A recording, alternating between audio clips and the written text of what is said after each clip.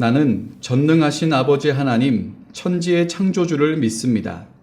나는 그의 유일하신 아들, 우리 주 예수 그리스도를 믿습니다. 그는 성령으로 잉태되어 동정녀 마리아에게서 나시고 본디오 빌라도에게 고난을 받아 십자가에 못 박혀 죽으시고 장사된 지 사흘 만에 죽은 자 가운데서 다시 살아나셨으며 하늘에 오르시어 전능하신 아버지 하나님 우편에 앉아 계시다가 거기로부터 살아있는 자와 죽은 자를 심판하러 오십니다. 나는 성령을 믿으며 거룩한 공교회와 성도의 교제와 죄를 용서받는 것과 몸의 부활과 영생을 믿습니다. 아멘.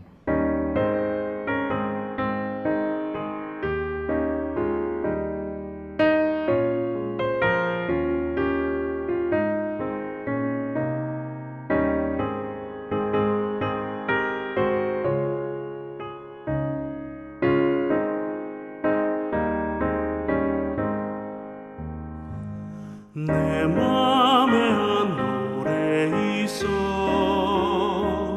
나 즐겁게 늘 부르네 이 노래를 부를 때에 큰 평화 임하도다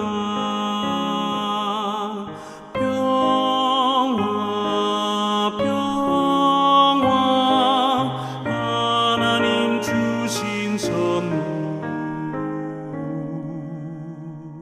그 놀라운 주의 평화 하나님 선물일세 주 십자가 지심으로 날 구원해 주셨으며 주 예수님 고난받아 나 평화 누리도다 평화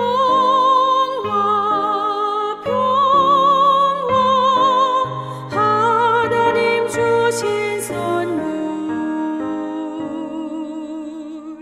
그 놀라운 주의 평화 하나님 선물일세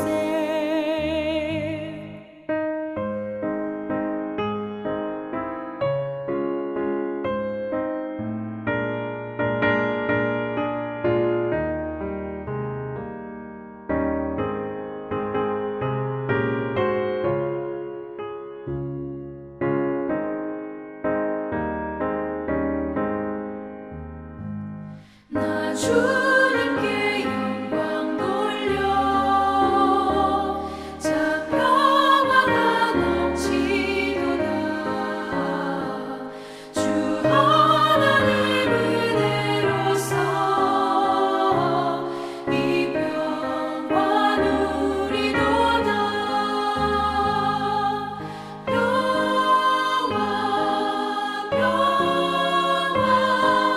하나님 주신 선물 그 놀라운 주의 평화 하나님 선물일세 이 평화를 얻으려고 주 앞으로 나아갈 때 주 예수님 우리에게 이 평화 주시도다 평화 하나님 주신 선물 그 놀라운 주의 평화 하나님 선물일세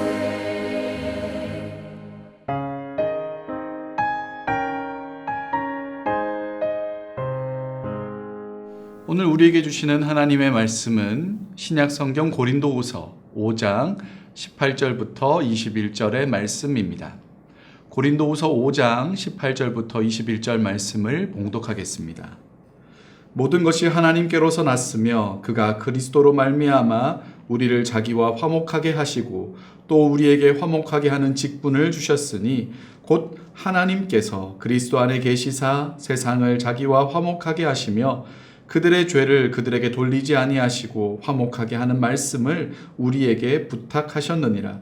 그러므로 우리가 그리스도를 대신하여 사신이 되어 하나님이 우리를 통하여 너희를 권면하시는 것 같이 그리스도를 대신하여 간청하노니 너희는 하나님과 화목하라.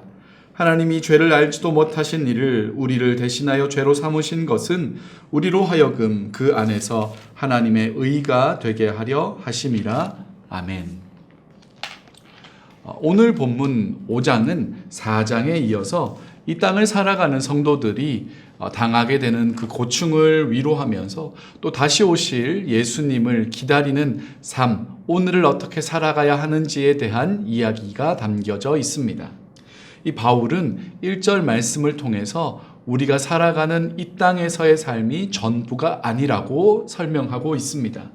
만약 이 땅에서의 삶이 전부라면, 우리의 삶의 전부라면 그 뒤에는 아무것도 없을 것이기 때문에 이 땅에서의 만족하는 삶을 살아가면 될 것입니다. 즐거운 것 하고 만족을 주는 것들을 행동하며 살아가면 되는 것이지요. 그런데 성경은 우리의 삶이 이 땅에서 다 끝나는 것이 아니라 영원한 집, 본향, 우리가 돌아갈 곳이 있다라고 기록하고 있습니다. 그리고 그 집에 들어가게 될 때, 그 땅에 가게 될 때 이곳에서의 삶을 결산하게 된다라고 말합니다. 10절에 보면 우리가 다 반드시 그리스도의 심판대 앞에 서게 될 것이다 라고 기록하고 있습니다. 그래서 바울은 지금이라는 이 시간, 오늘을 어떻게 살아가야 할지에 대해서 기준을 제시해 주고 있는데 그것은 바로 주님을 기쁘시게 하는 삶입니다. 그리고 11절부터는 무엇이 주님을 기쁘시게 하는 삶인지에 대한 설명을 담고 있습니다. 바울은 하나님께서 예수 그리스도를 통해 세상을 자기와 화목하게 하신 그 삶을 따라 우리도 화목하게 하는 삶을 살아가라. 그것이 하나님을 기쁘시게 하는 삶이라고 기록하고 있습니다. 이 화목에는 크게 두 가지 의미가 있습니다. 첫 번째로는 이 서로 간의 적의가 사라진 관계, 그러니까 더 이상 싸우지 않는 관계, 그 오해가 풀어진 상태를 화목이라고 하고요. 신학적으로는 예수 그리스도를 통해서 하나님과 이제는 관계가 화평하게 된 그 모습, 화목하게 된 것, 그것을 의미합니다. 예수 그리스도의 십자가는 우리의 모든 죄를 대신하여 그 값을 치르신 사건입니다. 대속의 사건입니다.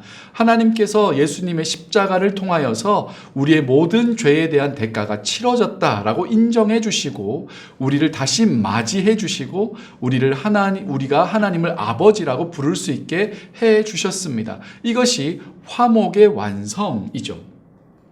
예수님을 통해서 이루신 그 화목을 이제는 우리를 통해 세상이 알게 되고 세상이 하나님과 화목하게 되기를 원하시는 것, 그것이 하나님을 기쁘시게 하는 삶입니다. 이것을 우리가 새해 맞이 특별 새벽 기도회 때 화평하게 하는 자는 복이 있다라는 말씀과 같은 결이라고 볼 수 있습니다. 우리는 화목하게 하는 직분을 맡았습니다. 20절에는 사신이라고도 표현하고 있는데 이것은 오늘날 대사관에서 일하는 대사, 엠바사도르 같은 그런 역할을 하는 사람을 가리키는 말입니다. 그만큼 의미 있고 중요한 역할로 바울이 설명하고 싶은 것이죠. 이 캐나다에도 대한민국 대사관이 있죠. 영사관도 있고요. 이 본국을 대표하는 사람들입니다. 아무나 보낼 수 없고 아무나 그 역할을 감당할 수는 없습니다. 왜냐하면 그 사람의 말이 곧 본국의 의중이 되기 때문에 그렇습니다. 그런데 하나님께서 우리를 세상 가운데 하나님의 대사로, 하나님의 사신으로 보내셨습니다. 자격 없는 이에게 주어진 은혜이고 또 감당할 수 없는 이에게 맡겨진 일인 것 같습니다.